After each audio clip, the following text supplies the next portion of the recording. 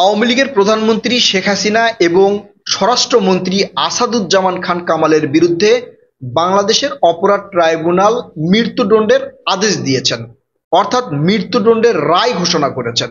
সেই রায়কে কেন্দ্র করে যুক্তরাষ্ট্র ভিত্তিক অ্যামনেস্টি ইন্টারন্যাশনাল এবং ওএইচসিএইচআর দুইটি মানবাধিকার সংস্থা বিবৃতি প্রদান করেছেন। সেই বিবৃতিটা এই রায়ের একবারে পুরোপুরি বিরোধী এবং শেখ হাসিনার পক্ষে গিয়েছে। বাংলাদেশের যে সকল গণমাধ্যম, সোশ্যাল মিডিয়া এবং আন্তর্জাতিক গণমাধ্যমে যেগুলো নিউজ প্রকাশ করা হয়েছে সেগুলো আপনারা সবাই জানেন। তার আগে এই যে বিবৃতিটা দিয়েছে সেই বিবৃতিটা বৃহৎ বিবৃতি, অনেক কিছু সেখানে লিখেছেন এবং এই রায় যে ন্যায্য হয়নি বা সুষ্ঠু হয়নি সেটার কারণও তারা ওখানে ব্যাখ্যা করেছেন। সেই কারণগুলো আপনাদেরকে বলছি। তার আগে বলি, এই রাষ্ট্রপক্ষ থেকে শেখ হাসিনার পক্ষে নিয়োজিত যে আইনজীবী রয়েছেন মোহাম্মদ আমির হোসেন, এই আমির হোসেন শেখ হাসিনার রায় ঘোষণার পরে সংবাদ সম্মেলন করে তিনি কিছু বক্তব্য রেখেছেন। সেই বক্তব্য দেওয়ার সময় তিনি মৃদু হাসছিলেন। এক সাংবাদিক তাকে প্রশ্ন করেছেন, আপনি হাসছেন কেন?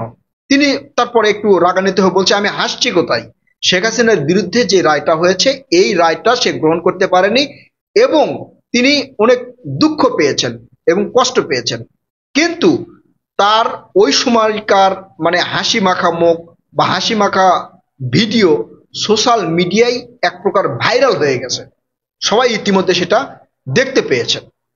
এখন এইসব দিক থেকে খুব একটা বিবেচনা করেনি মানবাধিকার সংস্থাগুলো। মানবাধিকার সংস্থাগুলো যেগুলো উল্লেখ করেছে তার চুম্বক কিছু অংশ আপনাদেরকে বলছি, আপনারা চাইলে সেটা পড়ে নিতে পারেন। আমার ভিডিওর ডিসক্রিপশন বক্সে দেওয়া থাকবে। সময় টেলিভিশনের অনলাইন পোর্টালে এই নিউজটা প্রকাশ করা হয়েছে।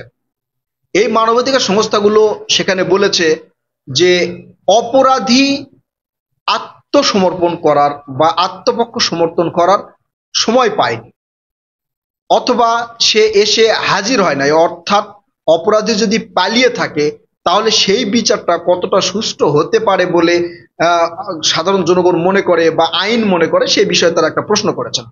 তারপরে সেখানে বলা হয়েছে যে 24-এ যে আন্দোলনটা হয়েছে, 24-এর আন্দোলন, জুলাই আগস্টের আন্দোলন, এই আন্দোলনে যে মানবাধিকার লঙ্ঘন হয়েছে সেইটার পুরোপুরি বা সুষ্ঠু তদন্ত করার জন্য খুব একটা সময় দেওয়া হয়নি এবং যত দ্রুত রায়টা কার্যকর করা হয়েছে, বিচার প্রক্রিয়া যত দ্রুত এগিয়ে নেওয়া হয়েছে সেটাও এক প্রকার সন্দেহ রাখে বলে তারা মনে করেছেন।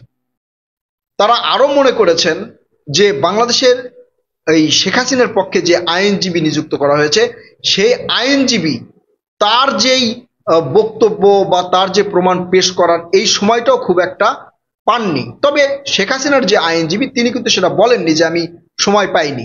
তিনি বলেছেন যে আন্তর্জাতিক যে অপরাধ ট্রাইব্যুনালে যে বিচারটা চলছে, বিচার কার্যক্রম সুষ্ঠুভাবে চলছে। এতে অনেক নেটিজেনরা বা যারা সমালোচক রয়েছেন তারা বলেন যে এই আইনজীবী আসলে রাষ্ট্রপক্ষ থেকে নিয়োগ করা হয়েছে জাস্ট দেখানোর জন্য, শেখ হাসিনার পক্ষে ওইভাবে কথা এই আইনজীবী বলতে পারেননি, এটা সমালোচনা করছেন। এখন এই যে হিউম্যান রাইটস বা মানবাধিকার সংস্থাগুলো যে বিবৃতি দিল সেই বিবৃতিতে তারা কিন্তু এই কথাগুলো তুলে ধরেছে। জুলাই আগস্টের যে গণ অভ্যুত্থান হয়েছে এই অভ্যুত্থানে মানবাধিকার লঙ্ঘন করা হয়েছে কিনা, সেগুলো আদালতে পুরোপুরি পেশ করা হয়েছে কিনা, বিচার কার্যক্রম কেন এত দ্রুত সামনের দিকে এগিয়ে নিয়ে যাওয়া হলো, এগুলো প্রশ্ন করে তিনি বলেছেন যেহেতু মানে সময় দেওয়া হয়নি, আসামিকে আত্মপক্ষ সমর্থনের খুব একটা বেশি সময় দেওয়া হয়নি, এই জন্য এই রায়টা ন্যায্য এবং সুষ্ঠু হয়নি বলে তারা মনে করেন। এখন এখানে আমার একটা প্রশ্ন আছে, যখন আন্তর্জাতিক গণমাধ্যমে এই যে শেখ হাসিনার জুলাই আগস্টের যেই গণ অভ্যুত্থানে মানবাধিকার লঙ্ঘন এই বিষয়ে কিন্তু একটা প্রতিবেদন করা হয়েছে, আপনারা দেখেছেন CNN-এ প্রতিবেদন করা হয়েছে, আল জাজিরায় প্রতিবেদন করা হয়েছে, সকল প্রকার তথ্য প্রমাণ কিন্তু সেখানে দেখানো হয়েছে। এখানে পুলিশ যেই কি ধরনের অস্ত্র ব্যবহার করেছে সেগুলো পুরোপুরি সেখানে উল্লেখ করা হয়েছে। এত কিছু উল্লেখ থাকার পরে, ভিডিও ফুটেজ এত থাকার পরেও এই বিচার কি আরো দীর্ঘায়িত করা প্রয়োজন ছিল?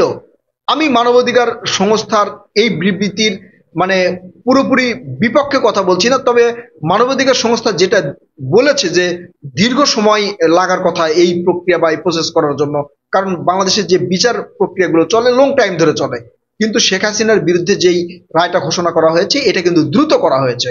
এই দ্রুত করার দাবি ছিল সাধারণ জনগণের। অন্যান্য কার্যক্রমের তুলনায় এর ডেটও তাড়াতাড়ি ফালানো হয়েছে, প্রমাণ তথ্য উপাত্তগুলো তাড়াতাড়ি দেওয়া হয়েছে, এই জন্য কিন্তু এই রায়টা তাড়াতাড়ি হয়েছে। এবং শেখ হাসিনার বিরুদ্ধে যে রায়টা হয়েছে এই রায়টা কার্যকর করতে যত তথ্য প্রমাণ প্রয়োজন সব তথ্য প্রমাণ কিন্তু এই মানবাধিকার অপরাধ ট্রাইব্যুনালে জমা দেওয়া হয়েছে। এখন অনেকেই মনে করছেন, আপনারা জানেন যে এর আগেও মোটামুটি 6টা মানবাধিকার সংস্থার স্বাক্ষরিত একটা চিঠি কিন্তু এই আমাদের অন্তর্বর্তীকালীন সরকারের কাছে পাঠানো হয়েছিল। সেখানে অনেক ধরনের কথা বলা হয়েছিল, এর আগে একটা ভিডিও করা আছে, আপনারা গিয়ে সেটা দেখতে পারেন। এখন অনেকেই মনে করছেন যে শেখ হাসিনা তো বাংলাদেশ থেকে crore crore billion billion dollar কিন্তু পাচার করেছে। আওয়ামী লীগের প্রত্যেকটা নেতাকর্মীর যে পরিমাণ টাকা অর্থ আত্মসাৎ করেছে বাংলাদেশ থেকে, বাংলাদেশের বর্তমান রিজার্ভের চেয়ে অনেক বেশি। এখন এই টাকাগুলো দিয়ে কি এই মানবাধিকার সংস্থাগুলোর সাথে নেগোসিয়েশন করা হচ্ছে কিনা, এই ধরনের প্রশ্ন কিন্তু অনেকেই তুলছেন। শেখ হাসিনার জন্য যদি বাংলাদেশের এই আদালত অপেক্ষা করত, ধরেন আরো 2 বছর অপেক্ষা করলো, এর মধ্যে কি শেখ হাসিনা বাংলাদেশে ফেরত আসবে বা শেখ হাসিনাকে কি বাংলাদেশে ফেরত পাঠাবে ইন্ডিয়া? এটা কখনোই পাঠাবে না। এখন আন্তর্জাতিক যেগুলো মানবাধিকার সংস্থা আছে তারা তাদের মতো করে বিবৃতি দিচ্ছেন, কিন্তু আইন তো আইনের গতিতেই চলবে।